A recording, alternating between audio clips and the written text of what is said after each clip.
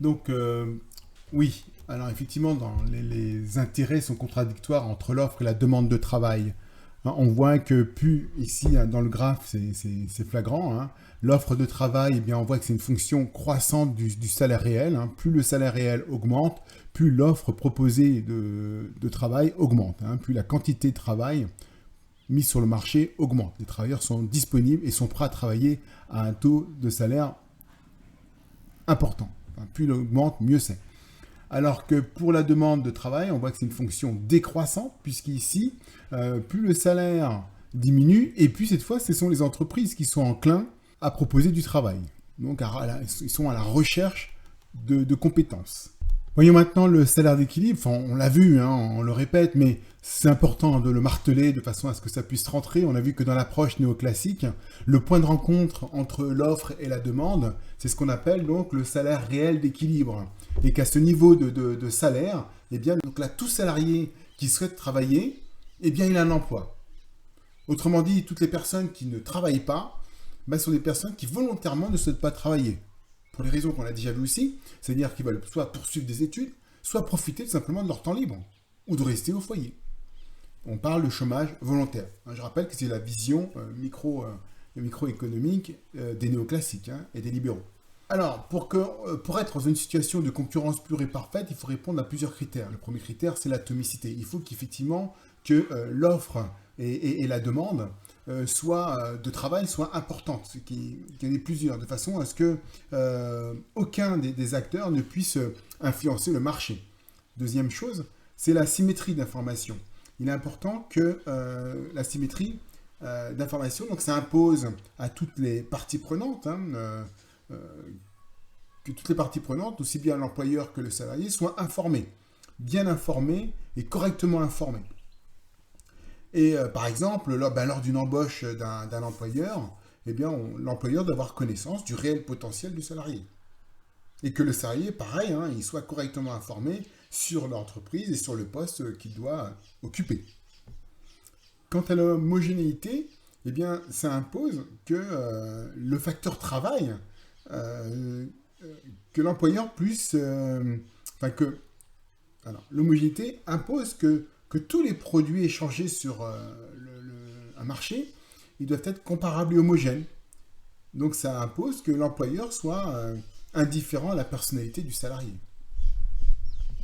Et enfin, la mobilité parfaite des facteurs eh bien, suppose que l'employeur puisse déplacer des activités à un autre endroit, n'importe où. Il peut déplacer à n'importe quel volume d'heures de travail ou déplacer des salariés, et cela de manière instantanée.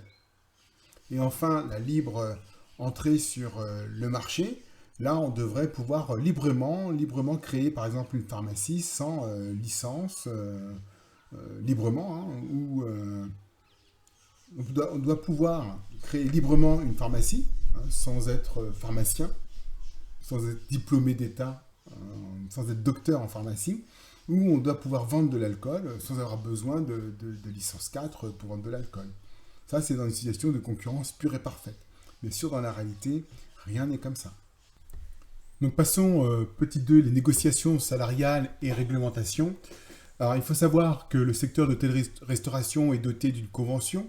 Cette convention qui est un accord de branche, hein, la convention collective HCR, depuis 1997, qui permet par exemple chaque année, hein, il y a une grille de salaire par niveau et par échelon.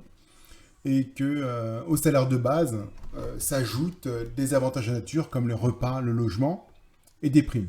On peut aussi avoir comme autre avantage en nature, hein, des bons d'achat, les crèches, l'accès à des salles de jeu ou de relaxation, des massages, des soins, enfin, tout est envisageable. Hein. Dans notre secteur, il faut savoir qu'il n'existe pas de chômage structurel, hein, bien au contraire, on a une pénurie de main-d'œuvre, on ne connaît pas, hein, le chômage structurel tel qu'elle est expliquée au niveau de la théorie néoclassique.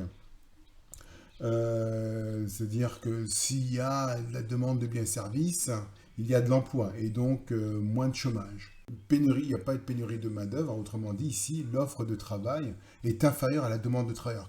Alors oui, effectivement, un autre point qui est très intéressant, c'est que le marché de l'hôtellerie-restauration est très segmenté. On a la restauration rapide, le gastronomique, les hôtels de luxe, etc.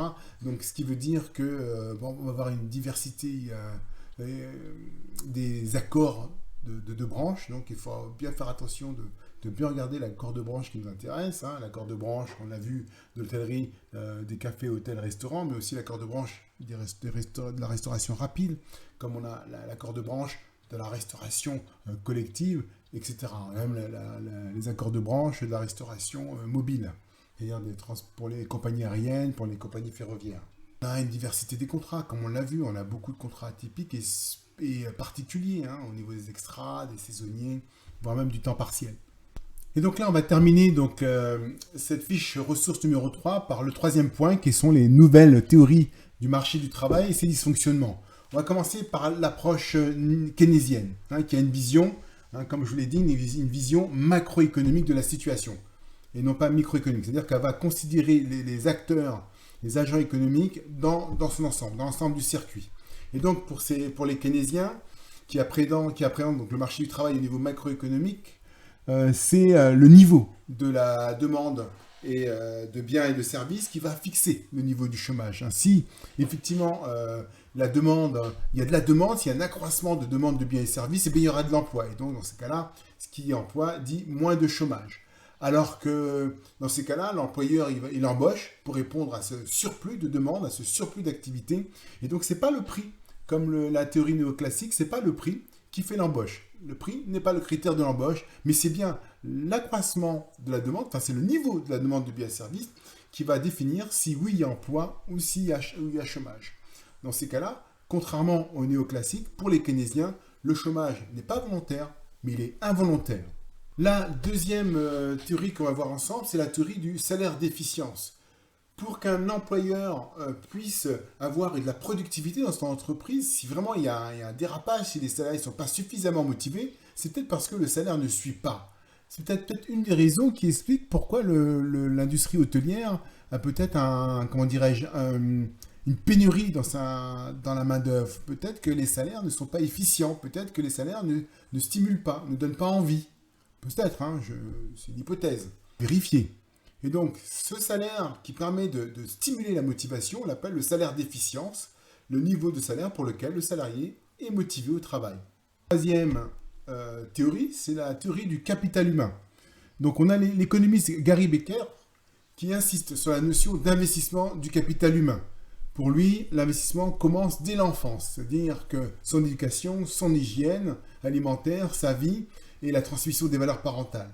Et les revenus donc, des salariés qui sont instruits dépassent ceux de la population en général. Donc ici, dans une entreprise, on a les salariés instruits sont plus productifs que ceux qui ne le sont pas. Par contre, c'est quand donc, le facteur travail est un facteur hétérogène. En opposition avec l'approche néoclassique, où pour les néoclassiques, les économistes néoclassiques, le facteur travail est un facteur homogène. Il est identique. On ne tient pas compte qu'il soit instruit ou pas instruit, qu'il ait une personnalité ou pas de personnalité, qu'importe. Là, ici, dans la théorie du capital humain, chaque élément, chaque salarié est particulier et a une rationalité limitée. Donc voilà, ainsi on termine avec la fiche numéro 3. Et donc, ce que je vais vous demander, en vous aidant donc des cours et de vos connaissances, de faire la situation du chapitre 2, qui est à la page 17 et 24 de votre livre d'entrepreneuriat et pilotage d'entreprise. Je vous souhaite un bon courage et à bientôt pour un prochain chapitre.